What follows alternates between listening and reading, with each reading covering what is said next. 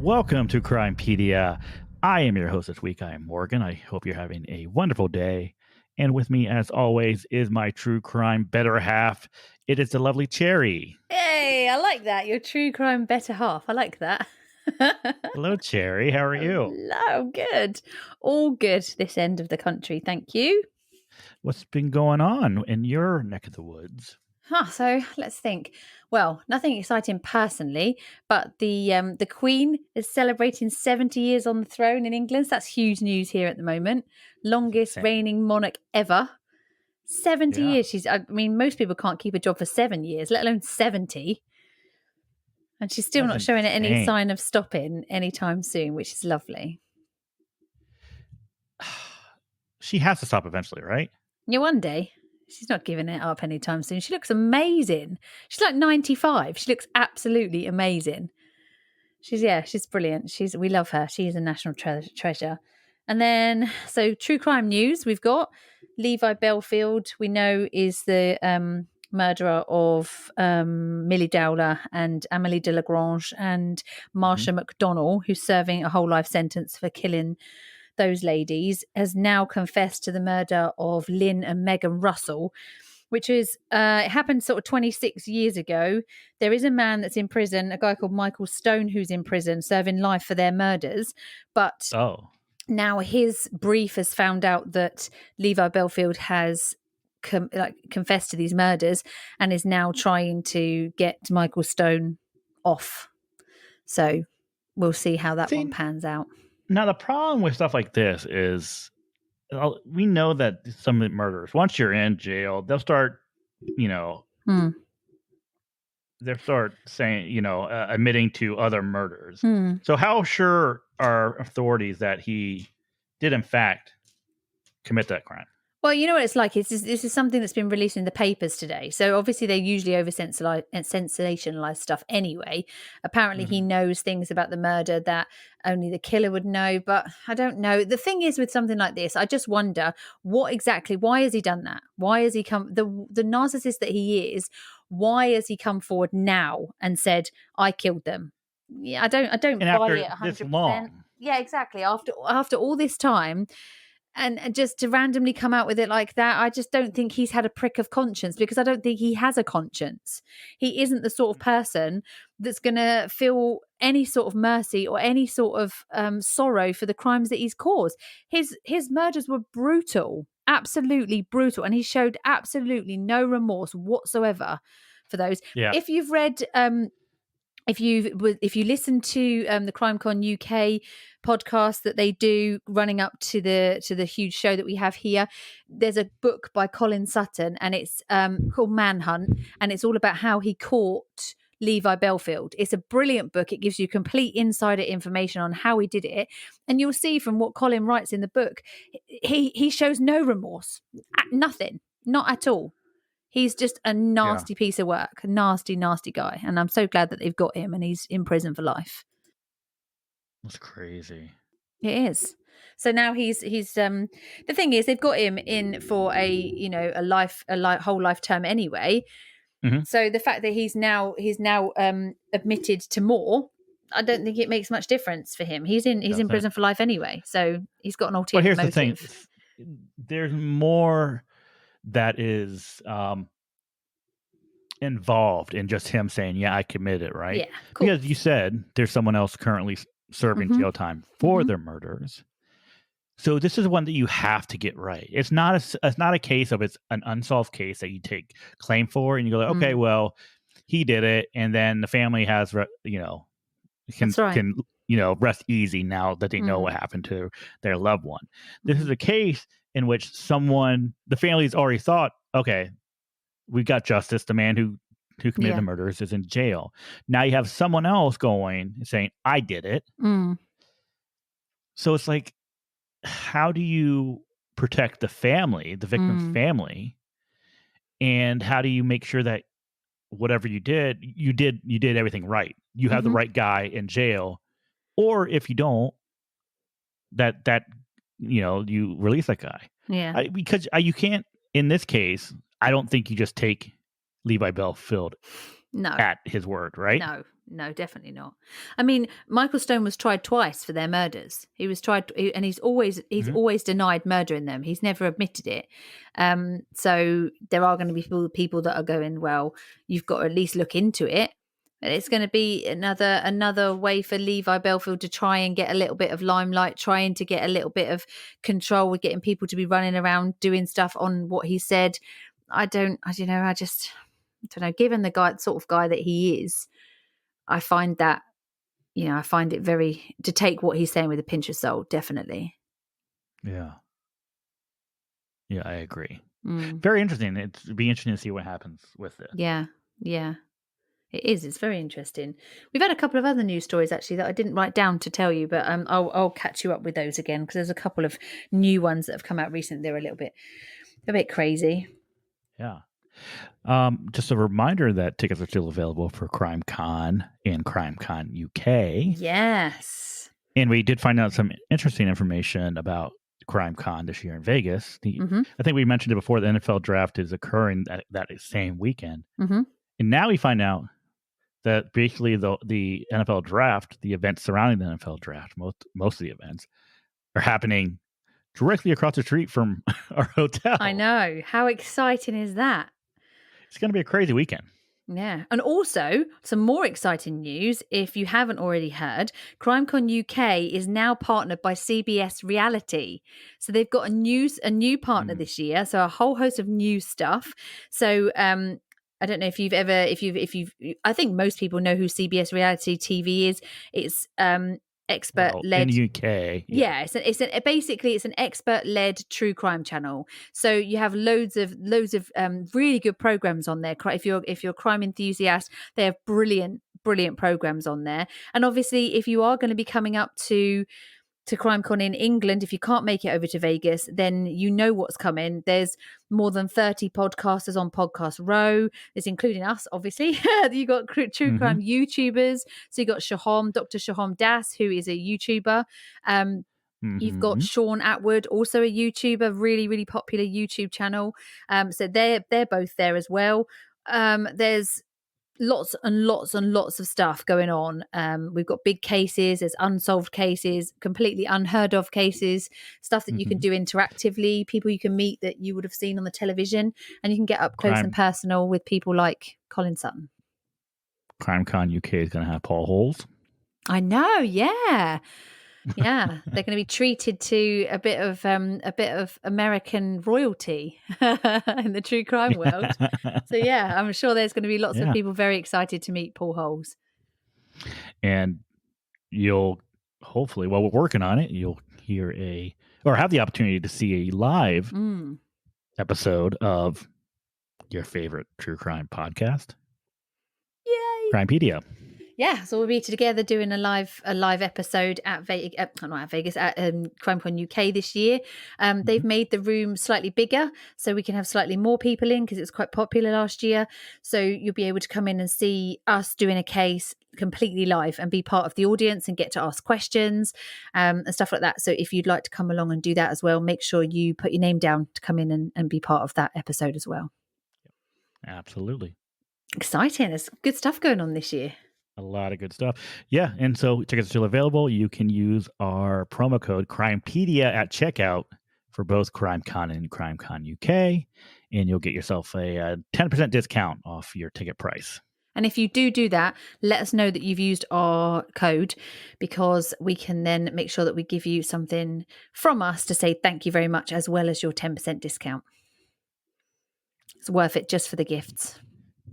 All right. I think that's enough of the, as Nick says in True Crime, I was thinking, I've heard this before.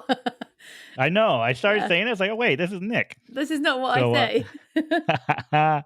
So how about we hop into this week's case? Let's go. Hundreds of Indigenous women go missing under suspicious circumstance every year in North America. And Ashley Loring Heavy Runner wanted to do her part to help find the missing. But she would become a victim of the very thing that she wanted to help with. It's now been nearly 5 years since Ashley disappeared from the Blackfeet Reservation in Browning, Montana. While the case remains open, there have been no new leads in Ashley's case. This is Crimepedia, and this is the disappearance of Ashley Loring, Heavy Runner.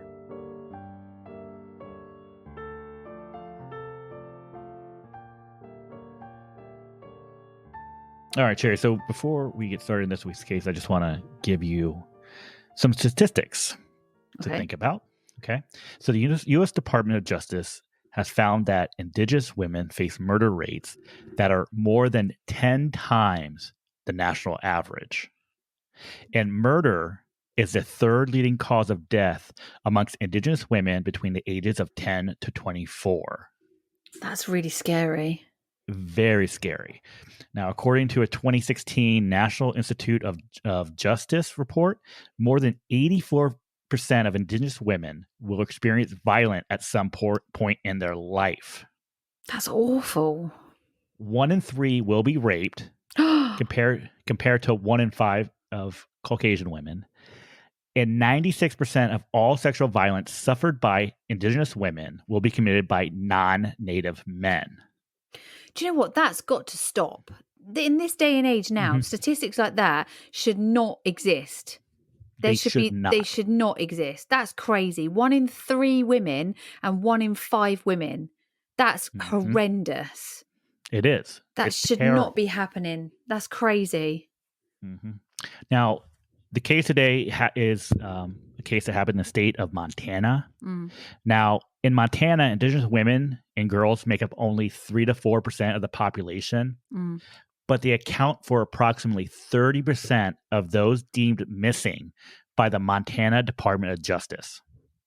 30%, and there's only 3 to 4% of those women in that. That's crazy. It is very crazy. But despite all this, arrests and prosecutions are notoriously low. Whether these crimes against indigenous women are committed on the reservations or off of them. So these are often crimes that do not get justice. No. And so do the law enforcement, because it's very different to here. So forgive me for being ignorant. Do the law enforcement have any jurisdiction on these places, or is it? It's not. They do. They do. It's okay. So the reservations, they have their own law enforcement, and there's also there's really two law enforcements. There's the tribal law enforcement, and there's also what's known as the BIA, which is the Bureau of Indian Affairs. Right. Okay. Now, 20-year-old Ashley Loring, Heavy Runner, disappeared in June 2017. A member of the Blackfeet Nation, she was last seen on the Blackfeet Indian Reservation in Montana. Now, this reservation is vast. It's a 1.5 million acre expanse, which is larger than the state of Delaware. That's huge. Bordering the Rocky Mountains on the west and Canada to the north. At the time of her disappearance, Ashley was enrolled at Blackfeet Community College, where she was studying environmental science. She has been described as smart, athletic, and positive. Ashley Loring, Heavy Runner, would last be seen on June 5th, 2017. That evening, Ashley messaged various friends on Facebook looking for a ride into town from her family's ranch. As she waited for her ride, she grabbed some clothes, packed them into a blue string backpack, and said goodbye to her grandmother. She then ran outside to the waiting car. A video taken later that night, which was shared online, showed her sitting on a couch, surrounded by people drinking beer and chatting at a party on the Blackfeet Reservation in Browning, Montana. Okay, so can I just ask a question? This packing a bag, was that packing a bag to leave or just packing a bag to stay out for the night? It was stay out for the night. Oh, okay. Yeah. So it wasn't actually packed to run away. Exactly. Okay. No, it was, hey, I'm going out. It was seen as she's going out for the night and she wasn't expecting to come home. Right. That evening. Yeah. Okay. Okay. Yeah. Now, at some point that evening, Ashley would later would message her older sister, Kimberly, asking if she could send her some money. Now, what was strange about this is that her sister Kimberly was actually in Morocco visiting her fiance, and she had been there for 3 months. Weird. Now, Kimberly, of course, couldn't send her money because she said, "Hey, I'm in Africa." And Kimberly would then ask Ashley if she's okay, which she replied to with yes. Mm. Strange, right? Yeah, that is a bit strange. I mean, Ashley should have known. I mean, Ashley did know that her sister was in Morocco, Yeah, and she wouldn't been able to, let her borrow some money or send her that's any right. money. Yeah. So it makes you wonder, was it her that sent the message? Exactly. Yeah. Now, Kimberly would sense that something was off when she returned from her trip just days later, and Ashley never contacted her. And then all the calls and messages that she was sending to Ashley were going unanswered. Mm. Kimberly initially thought that she had may have gone to visit a family friend, or possibly had lost her phone. Mm. But a week went by without a word from Ashley, and when her father was hospitalized for liver failure in mid-June, and Ashley failed to visit the hospital, Kimberly began to panic. After some phone calls, she would discover that no one had seen Ashley since the night of the party. I think I would have been panicking a lot quicker than that. I think I'd have been panicking a lot quicker than a week. But then it depends on how usual it is to not hear from her for a few days, But that's Yeah. strange. That's a bit strange because you tend to run in the same kind of circles. So after she hadn't have come home for maybe 2 days, I would have been thinking, okay, I haven't heard from her at all. This is a bit weird. The family, when you got back from, being away and no one's heard from her, and the last thing she did was message you and ask for money, I would have started to think then, okay, something's not quite right. We need to find her. Yeah. So leaving it like a week that's quite a long time to leave it, isn't it? It is. I think so. But at the same time, I think this would not have been seen as something out of the ordinary per Oh, se really? with Ashley. Okay. Yeah, especially so she was known to go and visit friends for a few days and kind of be off Right. the grid.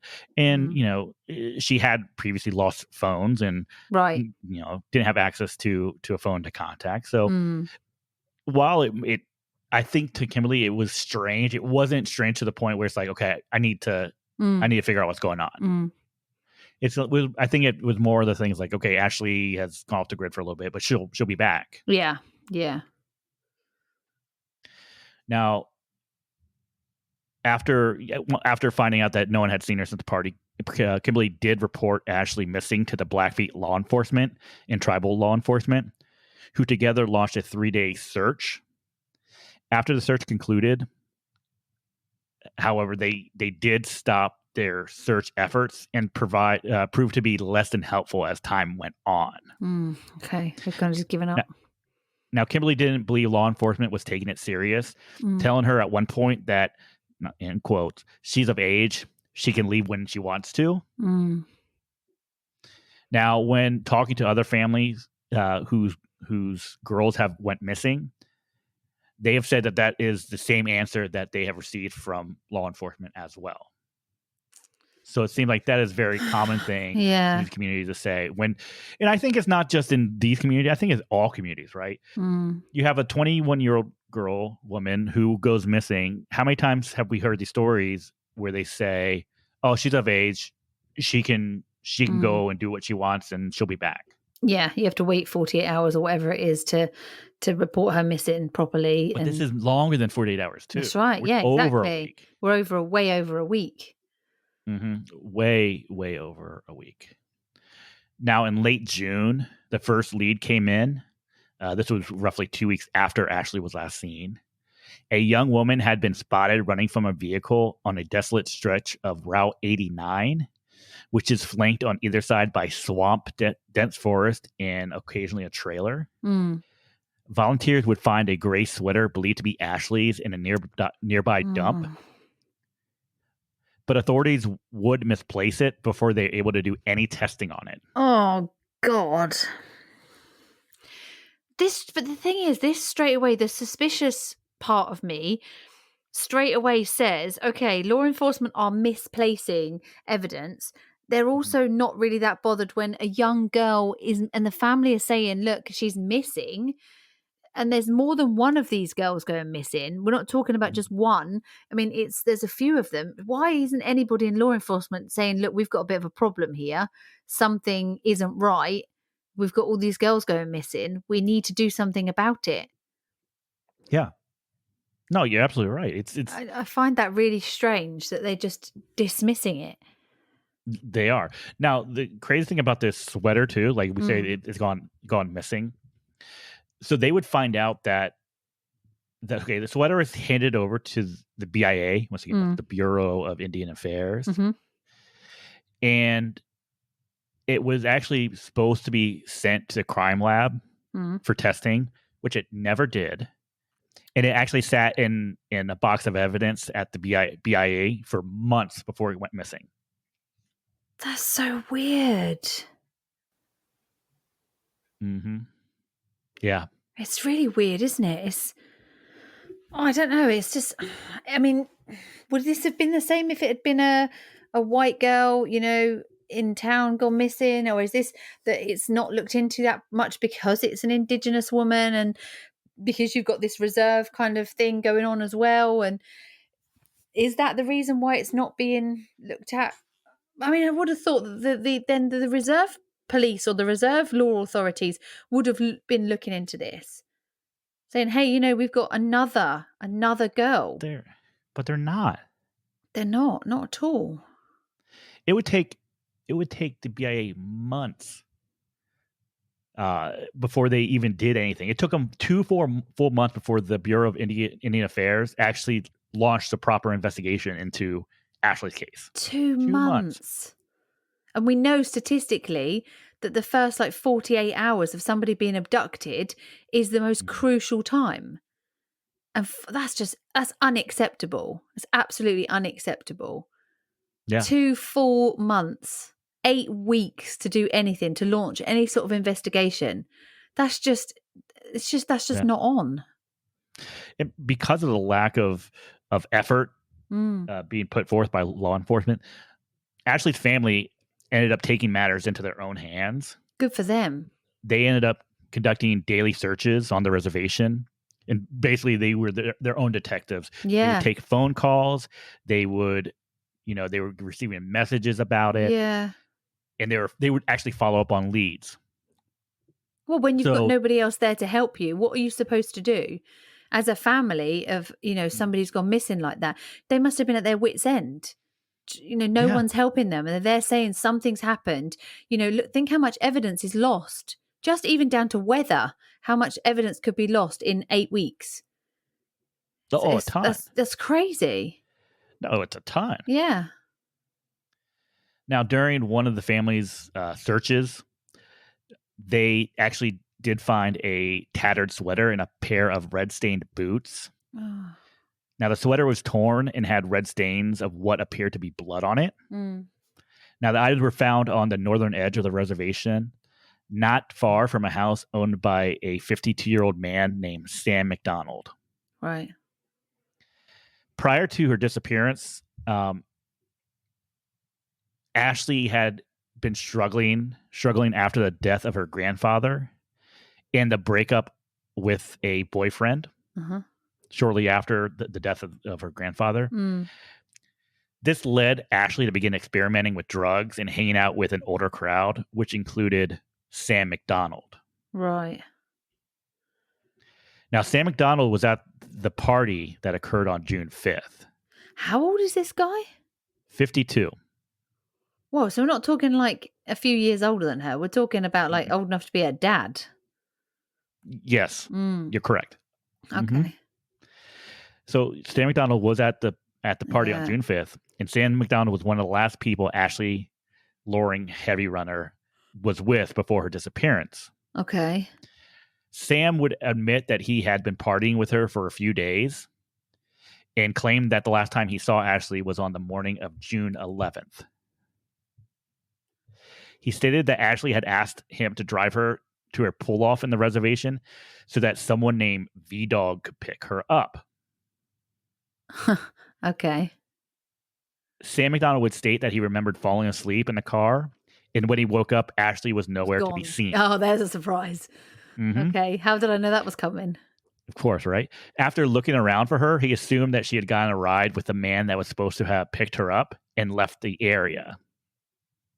Okay. He was questioned and his house was searched multiple times by law enforcement, but no arrests were ever made. Mm. The items of clothing that they had found on his property were turned over to police to be tested, but no results from those tests have ever been released. So they have been tested, but we just don't have the results for them. They have said that they have been tested. Okay, so we just have the results haven't been made public. So they obviously have some sort of results, but they're just not made public. They were handed over to be tested. Oh, okay. Okay. So we don't know if they've been tested. Right. Okay. Right? Right. I get it. Now, after 9 months since Ashley went missing, the FBI actually stepped in and took control of the case after various leads took investigators into nearby states and off the reservation. So once you go across state lines and once you go off reservations, now the FBI can step in and start handling the investigation. Okay. Now, we would find out that V-Dog was a man whose name was Paul Venezuela. Oh, so there is actually a V-Dog then? There is a V-Dog. Okay. However, Paul Venezuela, once again, is a man also in his 50s and has a known criminal record. Right. Paul and his then wife, Tashina Running Crane, who goes by the name T, were also investigated by police and had their residence searched. At the time of Ashley's disappearance, Paul and T were in a rocky marriage. And Ashley's families have said that Ashley and Paul were seeing each other before her disappearance.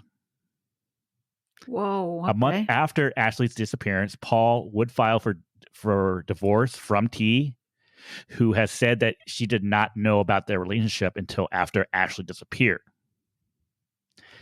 But despite this, to date, police have never named anyone as a suspect and no arrests have ever been made. Well, okay, so my first initial thoughts on this, if I was looking at this as an investigator, would be, okay, so she's said to be seeing this V-Dog. V-Dog's got a wife called T. Their marriage is quite rocky.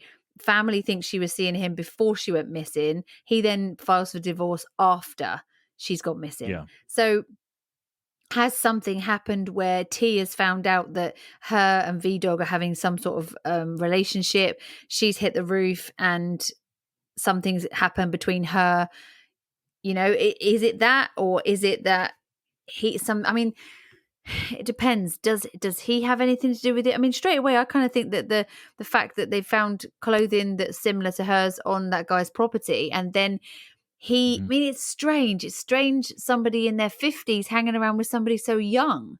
But it happened. So it's not, it's just strange. Well, yeah, because V-Dog and Sam McDonald are both in their 50s. Both are known to have been hanging out with Ashley at the time. Yeah. Now, I should say that both Paul and T have stated that at the time of her disappearance, they were together in Seattle, Washington. Right. So they were together at the time of her disappearance. The two guys were together. That is what they are claiming, that they were in Seattle, Washington at the time of her disappearance. And has that been corroborated, or that's just what they're saying? That's what they're saying. Oh God, so what a mess this is. But even with that, I mean, you have to think Sam McDonald is the guy that stands out, right? So far. Of course, okay. Yeah. Yes, Ashley is seeing an older man who is married. Who's married. So that's a huge red flag right there. Straight away. But I think the fact that there is these articles of clothing, these boots found on his property, not far from his property at all. And the fact that his story about when he last saw her. Yeah, was the morning. And was the morning, falling asleep and her being gone. It's just that doesn't make sense. No. Also, I mean, did they conduct any kind of forensic testing on the trucks, on the trucks that these guys owned, on T's vehicle? You would think they I would have. hope I mean, so. Yeah, I mean, because obviously, whatever happened to her, she had to have been transported Mm. Well, that's out if of she, the yeah, that's area. right. That's if she was even, that's even as it, well, it depends, doesn't it? Whether she left the area alive or whether she left the area deceased. Um, are they transporting her as a passenger? Are they transporting her in the boot? It all just Mhm. depends. I mean, it'd be very interesting. I always think with cases like this, it would be interesting to watch an interview of them talking, because I think you can get a better idea of their character. First off, it's strange that somebody in their 50s is hanging around with kids in their 20s.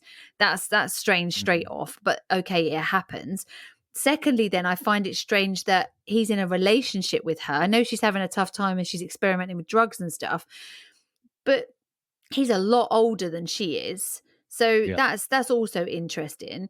The fact that then you've got the added thing that he's got a wife and she supposedly doesn't know about this affair that he's having, and the fact that they're in a rocky marriage, that kind of it brings a new element to it, because straight away that it brings that couple as they've got a reason to protect each other because they are married. The fact that it's rocky and that he's having an affair is different, but they're in a marriage, and the chances are he's going to implicate her, she's going to implicate him. So already you've got a reason for those two to be looking out for each other. So you can't really trust exactly what they say anyway. So you've got sort of three Mhm. people here.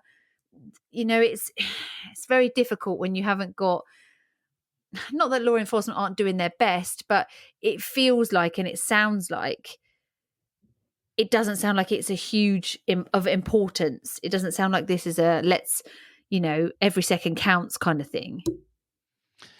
And I don't know if it's an issue with, is it an issue where they just don't have the funding Yeah, for the this type of stuff? resources. Yeah, Are they not trained for this sort of thing? yeah. But I mean, the FBI's got involved now. The FBI definitely has training and resources enough to kick this investigation into touch. But here's the problem: the FBI doesn't come into play until 8 Till months later. later, Yeah, right? yeah. And so you have 8 months to discard of evidence. Mm. You have 8 months to come up with A a story and story. stick to it. But if that's the case and they've got 8 months to the FBI get in there, that guy's still got that clothing on his property. So you would have thought he would have been clever enough to get rid of it in that time, Yeah, you would think so. Yeah. unless it's not hers and we just don't know that. No, that's very true. Mm. Because here we don't know what's even been done with that clothing, right? No, that's right. We don't know. I mean, yeah, we're gonna send it for testing, but has it ever been tested? But also, if they haven't got much to go on, to put that out there that they have got something and they are sending it for testing would make people, if you're involved in that, like quake a little bit, wouldn't it? And you'd be thinking, shit, they've got something. What the hell have they got? So was it that they've put that out there just to kind of, as a bit of a, not a red herring, but as a bit of a something to kind of spook them a little bit, because Mhm. sometimes if you've got two or more people involved in something like that, they turn against each other eventually, because it's everyone fights for themselves in the end. So could it be that maybe they've done that? Yeah, I mean, it's very possible. Yeah, Mm. Her poor family, God. it's terrible. I mean, you look back and you wish that action would have been Mm. taken quickly, Mm. right? And you're not giving the bullshit response of, oh, she's of age, she can disappear and Mm. she can leave whenever she wants. Mm. You wish that that's something that they would have gone and said, okay, well, let's figure this out and let's find her now. Let's step in. Yeah. I don't know. I'm sure by the time Kimberly, started panicking, I'm sure that Ashley was killed. And I think this is a situation where she was murdered. Mm. We just haven't been able to find her. Mm. And I think it is obviously it's someone who was at the party with her, Mm. I think. And here's the thing, you have how many people at a party? You Someone has to know who she left with, Yeah. Who she was talking to that night, who she was talking to that night, who what she left state she with. was in. Was she really, really drunk? Was she off her face on something? You know, what kind of state was she in? Yeah. And if she had a bag packed, she was going to stay at someone's house. Who was she going to stay with that night? Who was she supposed to stay with that night? Yeah. And this is all stuff that should have been done straight away, like 24 hours after she went missing. This isn't something that should have been left for, okay, initially it was left for a week because, you know, the family were like, well, she might be, you know, visiting friends or whatever. But then after that point, it should have been treated much more seriously. And the fact that the family have had to go out and do their own investigations is just, that's just crazy. That's just, it shouldn't be happening. No. And I think like situations like this happen way too often in these reservations. And it shouldn't. I mean,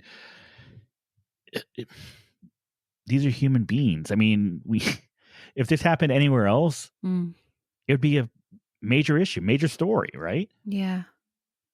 It's awful. But it's almost like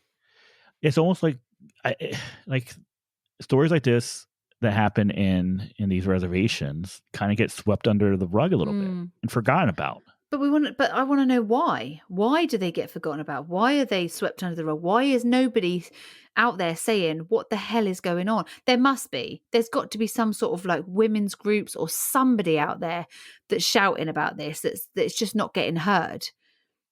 Because surely if you are a woman you'd be living in fear. You know, of your daughters, if you've got children, surely if all these girls are going missing on these reserves and stuff, as a mum, you'd be worried for your teenage daughters going to school, teenage daughters going off to parties and just being a typical teenager. You'd be worried to death that your daughter's going to be one of those statistics. Even more so, you know? No, we don't need any more statistics. No, that's we don't need more statistics enough. like the statistics that I started out with. Those are disgusting. Yeah. As is. Yeah. It's frustrating. It's absolutely frustrating. It is, because we're not just talking about something that's trivial. We're talking about people, you know, potentially being murdered or trafficked or whatever. I mean, oh God, don't even get me into the statistics for trafficking. It is just, I can't actually believe that kind of thing goes on. I just don't understand. I don't get it. And for those statistics that you gave at the beginning of the show, it's people should be shouting about this. People should be looking at that and saying, no, this can't happen. This shouldn't be happening. We need to do something to stop this from happening.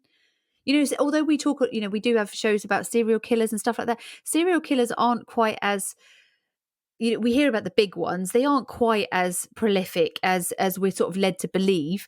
But things like this make me think, what the hell's going on? You know, what's actually happening within this? Why aren't these being investigated quicker? Why aren't they being investigated more?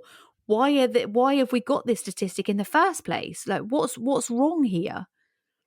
Do you want to hear something crazy? Go on, you're going to surprise me, I guess.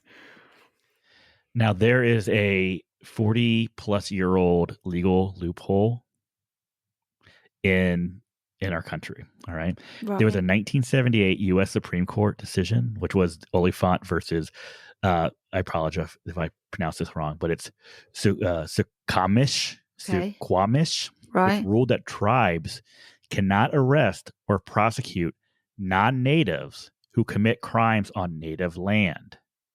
So what this means is that the tribal police can arrest a native man if he assaults a native woman. But if that native woman is assaulted by a non-native, only a federal agent has authority to make the arrest. Then the U.S. attorneys then decide if they want to prosecute. But recent figures show that federal prosecutors declined nearly half, 46%, of all Indian country cases in 2016. Why? And many of these were sexual assault cases. That's why, because it's hard to prove, isn't it? Sexual assault is hard to. It is. It's one person's. Unless you've got the physical evidence, it's one person's word against another, isn't it? Yeah, and so as a non-native, if I were to go to a Yeah. reservation and commit an assault on a Mm. woman, native woman, They couldn't do anything to you. the the tribal law enforcement couldn't arrest me or prosecute me. See, I think that's crazy because if you're on the reserve and in the reserve, then you Mhm. should be subject to their laws, and if you do wrong there, then they should be able to prosecute you. Yeah, yeah. So there was one well-known case where a non-native man tried to shoot his native ex-wife, Right. but ended up shooting her coworker instead. Oh There were God. 6 different authorities who argued over whose jurisdiction the case fell under. And in the end, they ended up having to resort to using a measuring tape and map in order to resolve it. Seriously. Yes. Why didn't they just work together to prosecute him? That's I, just crazy, isn't it? you would think that would be the easy thing. So instead of trying to figure out how we're going to prosecute this guy, Yeah, let's just they're prosecute him squabbling together. over whose does this fall on? Yeah. That's ridiculous, is it? But then we saw that with the Grimes sisters murders, didn't we? In that was Mhm. like one jurisdiction, and because it was in a Oh certain yeah. place, it fell under another Mhm. jurisdiction.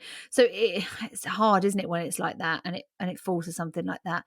But surely that law needs revising to modern day. I mean, those laws are around; they've been around for a very long time. Perhaps maybe it needs updating in that you if you're on first and foremost, you should be looked at by the reservation law enforcement, Mhm. at least, because then if they haven't got the powers to do that, then yeah, that's the problem. They're not going to want to take it on. The other law enforcement are going to be like, well, okay, what can we do? It's not our jurisdiction, it's theirs. Okay, they can't, they're not going to do it because they can't. Are we going to bother? Is it worth the money and the time for a he said she said kind of argument? Probably not. Mhm. Which is really No. bad. Yeah. Which is really bad, because then that gives the men and you know and say the women, obviously it gives them the excuse that, well, you're kind of a bit into untouchable, and then the domestic violence and all that kind of stuff kind of can be stepped up because they know that nobody's going to be able to do anything with them. So you've got Yeah. a non-native married to a native, and things get bad. They know that they can't get touched because it's a Yeah. non-native married to a native. So that's a really Insane. strange. Yeah, it is a bit. It looks like it needs a bit of Could reviewing, doesn't it? I mean, you have to feel some sense of hopelessness Yeah, definitely. being in that system. Yeah, definitely. You don't you feel you can't feel like you're being respected as a human. I'd like to see what the people think. I would like to see, what do the natives actually, what do they want? What do they think? Because I've never been to a reserve. I've never lived on one. I don't know anybody Yeah. that lives on one. So I'd be very interested to see what they think of this law and how they see this. Because I wonder, is it very much like there are certain countries where men are more in control than women, that women are more second class citizens, and obviously men are the greater sex in that kind of thing. So I wonder, does it feel like that to them? Is it that the native men will say no, everything's fine, but the native women will say no, we've got a problem, something needs to be done? It would be very interesting to speak to a native person and say, like, what do you think? Mhm. How do you feel about this? Is this something that needs looking at, or is it working? Personally, as an outsider looking I in, doesn't look to me it's like it's not. working very well. No. But I can't talk I on don't think behalf so. of native people because I don't live there. I don't live there. So it would be interesting to see what a native person thinks. Did yeah, I mean, there are numerous problems in Mm. how the system is being run right now. And things need to be fixed. Well, Just yeah. how? But life has changed so much since these laws were made. You look how when these laws. When did you say it was? The 40s? Did you say it was a Oh, 1940s law or something? oh no, 1978. This was a 1978 Supreme Court case that Yeah. said this. It was 1978. So I So mean, 40 years. 40 years ago. I mean, Mhm. think of what's changed. Look at how technology's changed in 40 years. Look at how countries have developed and things have changed in the last 40 years. Surely Mhm. you need to look at some of those old rules and go, right, well, this doesn't actually apply to our modern day living anymore. We need to, step this up a bit and look at this a bit more, because we've obviously got a problem here. Yeah. No, it's It's mad, isn't it? it is. you can't. Some of the stuff you just can't. You can't imagine this happening No, in this country no. in this day and age, right? That's right. I mean, we haven't even got into, you know, the other issues with the reservation system. I mean, we go on and on and on about it, but Yeah. we're just focusing on a group of people Mm, who are obviously not being treated fairly, mm, a group of people that aren't getting justice, mm, a group of people that are being targeted, mm, and there's no recourse. I mean, if you're a female living living on a reservation, how do you walk out of your house and feel safe? mm. It's not a safe environment. No. And if you've got wives and kids, how do you feel letting your wives and kids, your daughters, going out? So I mean, obviously, there's not a problem with men going missing or boys going missing. We're talking about girls and women. So imagine that as a husband and a father. You'd be worried to death every time your wife goes out, your kids go out. It's just, I mean, how is a teenager supposed to live a normal teenage life and grow up and have, experience things like normal teenagers when you've got that constant threat? Because surely parents would be really overprotective in that situation. Yeah, Or maybe they're not. Maybe they don't think of it like that. Maybe they're not thinking of it the way we're looking at it. Maybe they don't think like that. possibly, possibly. Mm. It's just a way of life for them, and it's just something that Mhm. happens. I don't know. Yeah, I mean, jumping back into Ashley real quick. Sitting here, I mean, I can't think of what's the reasoning behind what happened to her disappearing, her being murdered, it's why? Yeah, I understand. Maybe it was something as simple as an accidental overdose, because Mm, we know she had been dabbling in drugs mm, since the death of her grandfather. But mm. if it was an overdose, why wouldn't you just call? And But that's the thing. It could be okay. So say she leaves the party with this guy whose house that she that was the clothes were found on. Okay, so yeah, say she leaves the party with him. Yes, okay. So she's taking drugs just before they left, or in the truck or in the van or whatever he's driving, and hmm, she overdoses. Something happens. She yeah, overdoses, yeah, yeah, and he panics because if he's going to be taking a dead younger girl, so people are going to blame him for it, that they did gave people do panic in situations like that. So something might have happened just as simple as that, where there's no blood, there's no traces of any evidence whatsoever, because she's not bleeding out, she's not excreting anything, she's in his car. They know he said he gave her a lift, so that explains why finding her hair or whatever in the car. hmm, There's no blood because she hasn't been bludgeoned or whatever, strangled or whatever. And so he gets rid of her because that's happened. That's one scenario it could be. Then you've got the other thing. He could have made a pass at her. She's gone crazy and like, no, I don't want it, because she's off her face on drugs. So she's overreacted crazy. Something's hmm, happened and she's died. You've got that scenario. Then you've got the scenario that it's not even him at all, that it's something to do with the other guy, that she's already seeing this T-Dog guy, or V-Dog or whatever he was called, and T, his wife.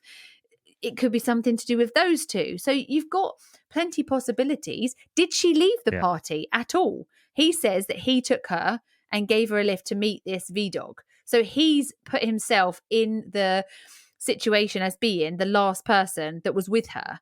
So he's volunteered that information that he did have her in his truck and has driven her to meet this hmm, guy. So my thoughts is, his story doesn't really make sense, because he's saying that he fell asleep. Okay, so you just pulled over and fell asleep, and then she was gone, and you didn't think to yeah, check that she was all right or anything. And then, so that doesn't really make sense. But hmm, then you've got well, who's she going to meet? Did she ever meet this guy? As he said that, no, she never turned up. If he turned up and this guy's asleep in the truck, he gets her and she's not there. Surely you'd say to the guy in the truck, where is she? Like, where's she gone? So did he meet her? Did she get in the truck with him and leave the guy asleep? It could have happened. Yes, it could have happened. This guy's passed out in his truck and she's just gone, oh, yeah, there's my boyfriend. Off she's gone. So, yeah, there's a lot. I'd be interested to see these people giving these statements just to see what their body language is and how they explain this. Yeah.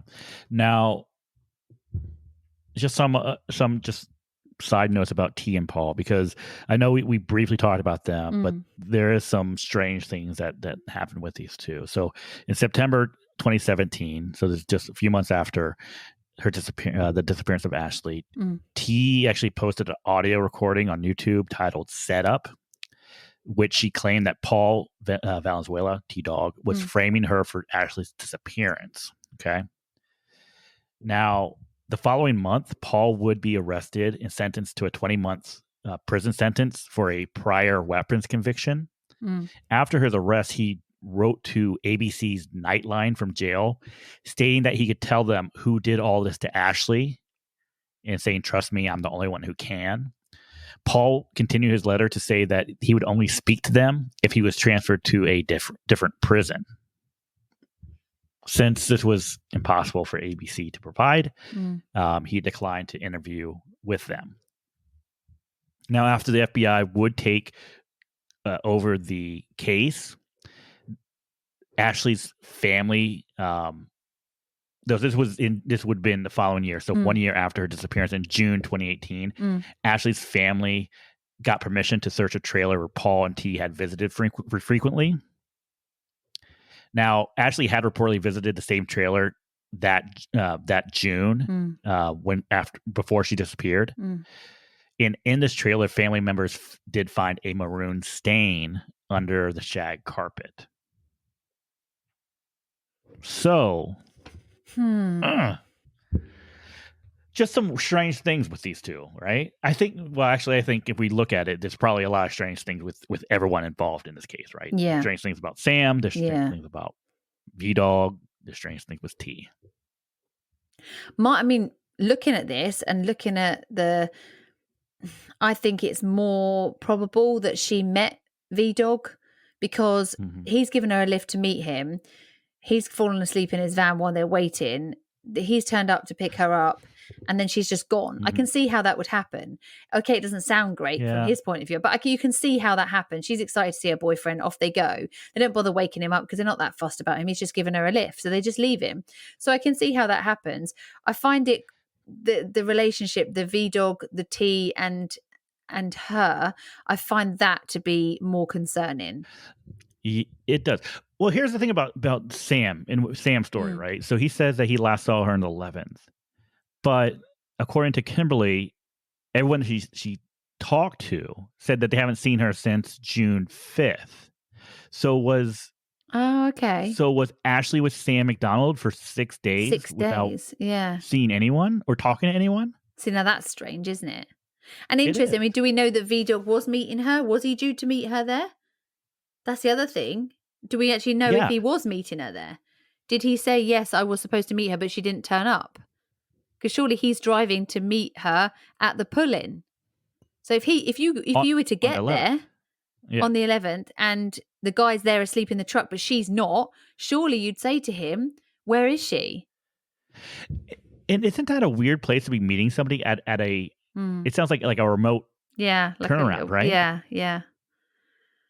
Unless he was meeting her in secret because T didn't know about them. So that might be why. Because she's claiming she didn't know. Yeah. I mean, but T's saying that she's in Seattle with him. Yeah. And that he didn't meet her. Yeah. Strange. And then that obviously then puts Sam back in the frame because then Sam is saying that I thought it was the night after the party, but obviously not. We're talking like 6 days later. So what was she doing for 6 days? Staying at Sam's place, just her and Sam? And then arranging to meet V-Dog when he's actually in Seattle. Yeah. So then that makes Sam sound very strange now. I was going to say all three. I'm going to say 2 of the 3 have more information. Oh, they definitely do. All three of them. No, all 3 of them. You think all 3? Yeah, they've definitely got more information than what they're coming forward with. Definitely. Yeah. And the fact that then afterwards he's like contacting people like ABC saying, "Oh, I know more. I'm the only one that knows." and to get himself, moved out of thingy. If that's the case, and that was your girlfriend, you would want to help. You would want to sort things out. So I don't buy that. He's just trying to get himself more. Just trying to get him. It's like jailhouse informants, isn't it? If they come forward with nothing to gain, okay, listen to them. If they come forward with a list of demands telling you that they're going to give you information, you can't trust that information they're giving you. Yeah. Because they're not doing it to do the right thing. They're doing it to gain something. So no, I'd be saying, if I was the prison warden, don't think so. No. If you want to help, you'd come forward with information. The same with that V-Dog. If he wanted to help the situation, he would come forward with no ulterior motive. He'd give that information for the best of the investigation. Yeah, you're right. Oh, God, what a bunch of arseholes this lot are. Yeah. It's crazy, isn't it? It makes you mad because you're just like, what's wrong with you? Why can't you just be decent human beings? Is it that hard, right? I know. Is it that hard to decent? be decent? No, it's not. I feel bad. I mean, I feel bad for everyone in this. I feel bad for Ashley, like just falling into the wrong crowd. Like she had a low point in her life and she just fell within the wrong crowd. Yeah. And look where it led. It's crazy. It's sad. It's really sad. It's really sad. She's obviously suffering. She's grieving, and and it's ended up ultimately like this. It's awful. Yeah. Now, of course, with our shows, we're really limited in the scope that we can jump into these things, and we do the best we can. But as I was putting this together, I did discover that this is actually being covered currently by Payne Lindsley on season 3 of Up and Vanish, which of course he has a lot of information about this, and it's multi parts. So if you want more information and about the case, I would definitely suggest checking that out. Yeah. And seeing what Payne has to say about the case. And hopefully something will come out from this. Yeah. Hopefully we can get answers to Kimberly and her family and get her back where she belongs. Yeah, exactly. And you know what? And hopefully this goes well beyond just Ashley, right? I think we need some systematic changes. Yeah. And we need to really think about how we're letting lives vanish, and how we're letting people get be abused and trafficked and killed, and it needs to stop. We need to stop. Yeah, it needs to be put to an end. Yeah, definitely. And hopefully, lots of podcasts covering this kind of thing. Hopefully somebody somewhere will be able to do something, and it will come to the right ears, and somebody in power needs to step up and say, look, this can't keep happening. We need to do something as a race of people, as a human race. We need to do something, because this just isn't on. It's just not on. People shouldn't live in fear, and people definitely shouldn't be going missing and being forgotten about. Not the families are forgetting about them. I'm not saying the families are forgetting about them, obviously, but cases like this should be investigated as thoroughly as can be. Absolutely. Absolutely. So that is our case for today. Thank you very much. That was really interesting. And it's interesting to do a case about, obviously in England, something like that. We don't have that kind of thing here so much. So it's really interesting to hear about a case in a situation like that as well. So yeah, thank you. Yeah, no problem. All right, Cherry, how about we do what we always do at the end of our episodes and do a little dumb criminal? Yes. Hey, dum head. You's a real jackass. Thank you, Captain. So this week's one is a fun one for you. A suspected car thief in Pretoria in South Africa was foiled when the auto lock system of the car he allegedly broke into trapped him inside the car. Oh. So this is according to the Star newspaper in South Africa. The man was stuck for an hour and a half shouting for help while people were passing by pointing at him and laughing at him because he's trying to break into this car to steal it, and it's literally Yeah. just trapped him in. So the when the owner of the car returned, she yells at this guy, "What the hell are you doing in my car?" Unlocks it, at which point the police officers from Pretoria Central Police Station literally just arrest him because he's caught, like literally just caught right there and then. Oh my God. I know. Wait. So, okay. So he gets into the car. And it locks. It He's doesn't auto It lock. locks. Yeah. And he can't get out. Why didn't he try to do what he meant to do and like drive away? Drive away, yeah. Yeah. Well, you would think so, wouldn't you? He's got into it. He's obviously got no keys for it, so he's got into it to try and steal it. So how was he gonna steal it? He's gonna obviously like hotwire it or something to drive it away. So why didn't he just drive it to another location and smash the window to get out of it or something? Why just sit there and just wait to be arrested? Yeah, kick the window out or something, guy. Exactly. Try and get yourself out at least. I mean, the owner of the car wasn't even there the whole time either. So it's an hour and a half he was stuck in the car for. How did he get in? I don't know. No idea. How can you get into a car and then not get out of it? Yeah. They must have had like safety. There must be a safety lock on it or something from the inside. You know, you have the kids' locks in the back so the kids can't get out. There must be something like that, and it's just locked, and it's locked him in there. That's interesting. I never thought about that because you know how like a lot of like new cars now they're electronic locks, right? Yeah. I never thought about that. Maybe that you can't, if you don't have the keys, you can't unlock the car. Yeah, you can't get out. Like if once it's locked, it's locked. Yeah. Wow. Technology is crazy. It is. So car thieves beware. At least like leave the door slightly ajar if you're going to try, at least until you've like got the car going or something. Don't lock the doors just in case, because you're going to be sat there and then arrested. So yeah, that's this week's Dumb Criminal. So I have along those lines, I have a dumb criminal story for you. Okay. That's along those lines, okay? Yeah. Now, this is nothing you're going to find in a newspaper because this was happened to you. To me, not to me, but to my dad. So my dad, this would have been, probably around 1995 or so. Mm-hmm. So my dad's car got stolen. Right. From downtown. He worked downtown. My dad worked for the IRS. And it got stolen from a parking lot in downtown. And it was later recovered. And it was recovered because my sister's boyfriend and his friends had stolen it. And he had no idea it was your dad's car. It was my dad's car. Oh my God. So did he get it back? So my dad ended up getting it back, yeah. Did he press charges against the boyfriend? I don't know. I don't think he did.